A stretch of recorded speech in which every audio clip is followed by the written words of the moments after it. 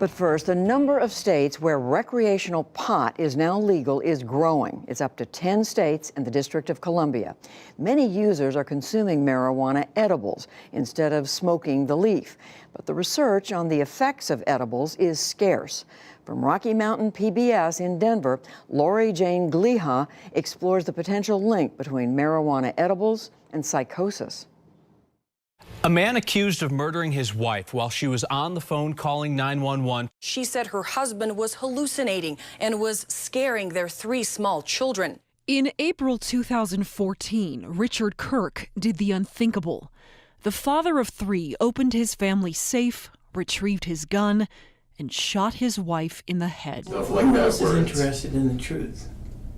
You and me. It's you and me right here. So far, nobody's been interested in the truth. This footage from questioning at the police station shows a confused Kirk not long after he pulled the trigger. If you can't afford a lawyer, one will be appointed for you without cost to you before questioning. Do you understand each of these rights that I've read to you? I was kind of spaced out. You want to go over them? We'll go over them again? Yes, please. All right. He blamed the murder on a marijuana-infused edible gummy, which at the time was newly legalized for recreational consumption in Colorado. That was the worst decision I ever made in my life. This is the first interview Kirk has given. The prison wouldn't permit video cameras inside, but we were allowed to record audio. I know without any doubt that if I did not eat that marijuana, my wife and family would still be together today. I know that with a certainty. It is the first time since the murder in 2014 that he's spoken publicly. And despite a history of marital troubles, financial issues, and allegations he had a short temper, he still insists the marijuana edible made him do it. I didn't know it was my wife. I thought it was somebody else, I guess. That's the only way I could have done it. I never ever once thought about even hurting my wife or pushing her or anything.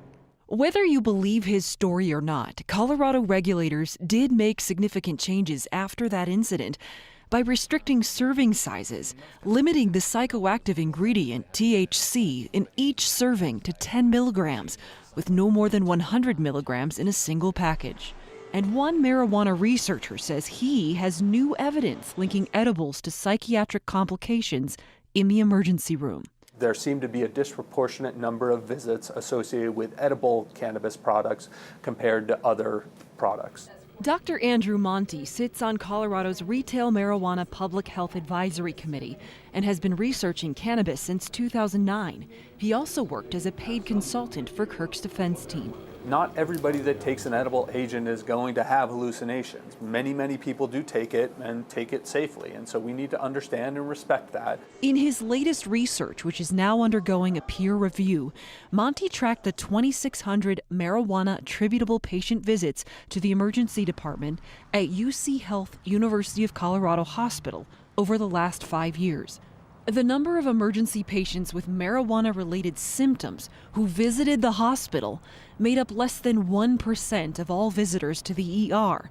But Monti found of those, medical events like hallucinations occurred at a greater rate for edible users when compared with patients who smoked the drug. Clearly, edibles seem to have a more severe toxicity than inhaled agents, and it seems that much of this is actually psychiatric in nature. While Dr. Monti warns of the unpredictability of edibles, little research has been done on their effects. Pot proponents say consumers have been empowered to use them responsibly for years, with few problems. It's more about the education. Start low and go slow. I'll even advise people if they're really unsure to cut one of those in half. Brian Nowak is the general manager at the Simply Pure dispensary in Denver, Colorado. I understand the caution. I just think that now we need to really focus on the research and education so that we can start basing things off of facts and science rather than just this, being scared of a new industry. There is no consistent method for tracking violent incidents linked to edibles. Our reporting found only a handful of cases across the country since 2014 that were so violent they made the news.